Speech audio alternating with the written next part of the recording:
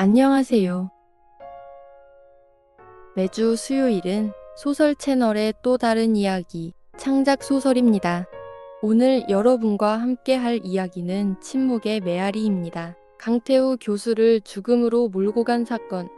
이 죽음의 진실을 밝혀낼 수 있을까요? 한 남자의 이야기를 같이 들어보아요. 끝까지 함께 해주세요. 지금 시작합니다. 기나긴 15년의 어둠 끝.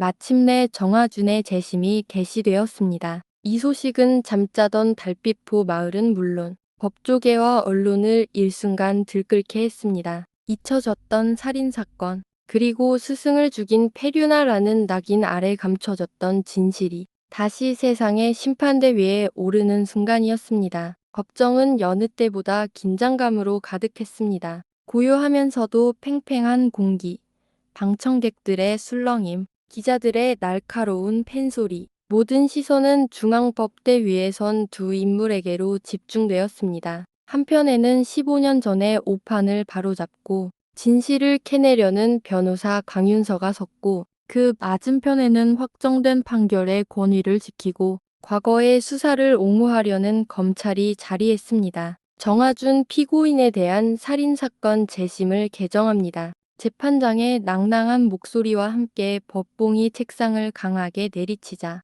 법정은 침묵 속으로 빠져들었습니다. 변호인석에 앉은 강윤서의 얼굴에는 수많은 밤을 지새운 듯한 피곤한 기색이 역력했지만 그녀의 눈빛은 그 어느 때보다 날카롭고 단단했습니다. 검은색 정장 차림의 그녀는 단정하게 묶은 머리카락만큼이나 흐트러짐 없는 자세로 앉아 있었습니다. 그녀의 옆에는 15년 만에 자유의 몸으로 다시 법정에 선 정화준이 앉아 있었습니다. 그는 여전히 야위었지만 재심이라는 희망 때문인지 전보다는 훨씬 생기 있는 모습이었습니다. 그의 손은 불안하게 떨리고 있었지만 윤서를 향한 시선에는 깊은 신뢰가 담겨 있었습니다. 그녀의 맞은편, 검찰 측 좌석에는 15년 전 수사를 지휘했던 당시 담당 검사의 후배이자 현재는 특수부의 베테랑으로 불리는 강경태 검사가 날선 눈빛으로 앉아 있었습니다.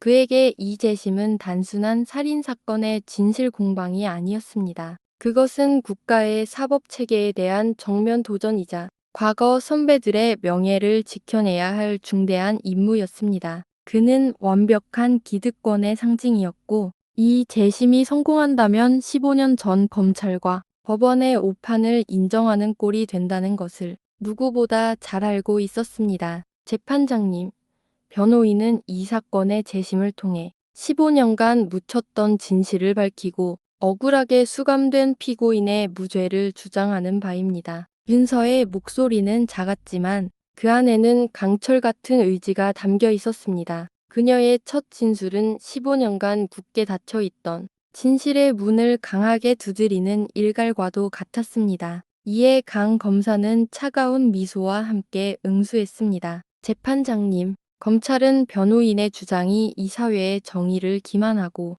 이미 확정된 법원 판결의 권위를 훼손하려는 시도라고 판단합니다. 당시 수사는 모든 증거와 절차에 따라 이루어졌으며 피고인의 죄는 명백하게 입증되었습니다. 15년이 지난 지금 더 이상 이 사건에 대해 논할 가치조차 없습니다. 그의 목소리에는 단 한 점의 의혹도 용납하지 않겠다는 오만함과 확신이 서려 있었습니다. 과거의 정의를 대변하려는 강윤서와 현재의 법과 질서를 수호하려는 강경태 검사의 첨예한 대립은 이미 서론에서부터 불꽃처럼 튀어올랐습니다. 법정의 공기는 얼음처럼 차가웠고 동시에 불꽃처럼 뜨거웠습니다. 방청석에 앉은 마을 주민들은 혼란스러운 표정으로 이 싸움을 지켜보고 있었습니다. 누구는 여전히 정화준을 죄인으로 여기며 윤서의 주장을 못마땅하게 여겼고, 또 다른 누군가는 희미하게 남아있던 의심의 그림자를 확인하려는 듯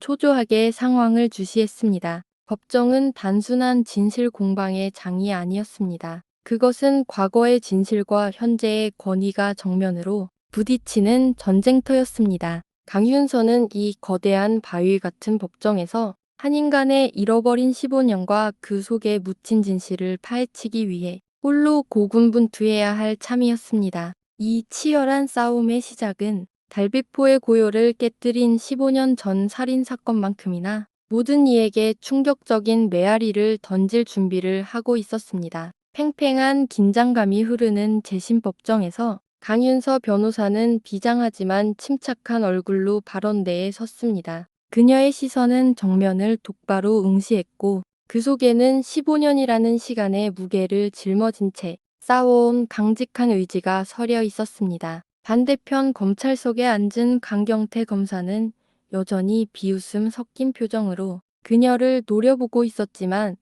윤서는 그 시선조차 개의치 않았습니다. 그녀의 손에는 15년 만에 세상의 빛을 보는 오래된 연구 자료와 작은 노쇠 방울이 들려 있었습니다. 재판장님, 검사님, 그리고 방청객 여러분, 강윤서의 목소리는 작았지만 단단했습니다. 변호인은 오늘 15년 전 살인사건의 동기와 진범의 실체에 대해 새로운 증거를 제시하고자 합니다. 이 사건은 단순한 개인 간의 우발적인 살인이 아니었습니다. 여기 강태우 교수님이 생전에 비밀리에 진행하시던 연구 자료가 있습니다. 그녀는 투박한 나무 상자에서 조심스럽게 꺼낸 낡은 양피지 지도와 고문서들을 법대 위로 펼쳐 보였습니다. 법정 안에는 웅성거림이 시작되었습니다. 당시 수사 기록에는 존재하지 않던 미지의 자료들, 강 교수님은 자신의 고택 뒤뜰, 흙 속에 묻혀있던 이 노쇠 방울과 함께 발견된 이 지도를 통해 달비포 인근에 존재했던 고대 유적의 비밀을 탐구하고 계셨습니다. 윤서의 손이 흙먼지를 닦아낸 노쇠 방울을 조용히 들어 올렸습니다. 방울 표면에 새겨진 희미한 문양들은 법정 안의 모든 시선을 사로잡았습니다. 강경태 검사의 얼굴에는 한대의 조롱기가 사라지고 미세한 당혹감이 스쳤습니다. 이 지도는 단순한 지형도가 아닙니다. 고대 부족의 상징과 천문학적 지식이 담겨 있는 난해한 암호와도 같습니다. 강 교수님은 이 유적이 단순한 고고학적 가치를 넘어 이 달비포 마을의 근원적인 역사와 연결되어 있음을 확신하셨습니다. 그리고 이 노쇠 방울은 바로 그 유적의 재단에서 나온 것으로 추정되는 핵심 유물입니다. 그녀는 노쇠 방울과 지도를 하나하나 짚어가며 강태우 교수님의 연구에 대한 구체적인 내용을 설명하기 시작했습니다. 고문서 해독을 통해 유추해낸 고대 문명과 달비포의 연관성, 그리고 유적에 숨겨진 비밀들이 교수님의 연구 목적이었음을 차분하게 피력했습니다. 그녀의 이야기가 진행될수록 법정은 숙연한 침묵 속으로 빠져들었고 검찰의 비웃음은 점차 잦아들었습니다. 변호인은 이 모든 자료를 토대로 강태우 교수님의 살인사건이 단순히 정화준 피고인과의 다툼 끝에 발생한 것이 아님을 주장합니다. 살인사건의 진정한 동기는 바로 교수님이 밝히고자 했던 이 고대 유적의 비밀과 직결되어 있다는 것입니다. 윤서의 목소리가 법정 안을 울렸습니다. 진범은 교수님의 고고학적 탐구를 방해하고 유적에 숨겨진 무언가를 독점하기 위해 교수님을 살해했을 가능성이 매우 높습니다. 15년 전 수사에서는 이 유적이라는 핵심 동기를 철저히 간과했습니다. 이 노쇠 방울과 연구 자료는 교수님의 죽음이 결코 단순한 우발적 살인이 아님을 웅변하고 있습니다.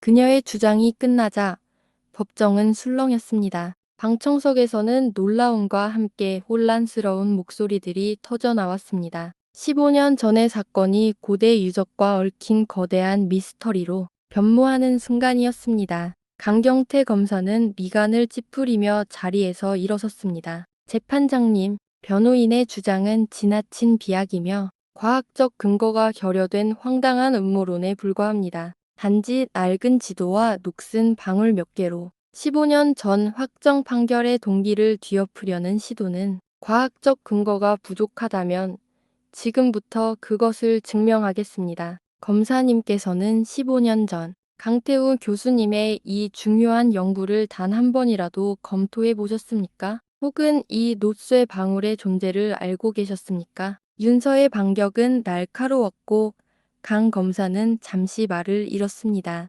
법정의 시선은 이제 강경태 검사에게로 향했고 그의 얼굴에는 곤혹스러운 표정이 역력했습니다. 과거의 진실과 현재의 권위가 충돌하는 법정. 강윤서 변호사는 과연 15년 만에 달빛포의 숨겨진 비밀을 밝혀낼 수 있을까요? 오늘 이야기 여기까지입니다. 끝까지 함께 해주셔서 감사드립니다.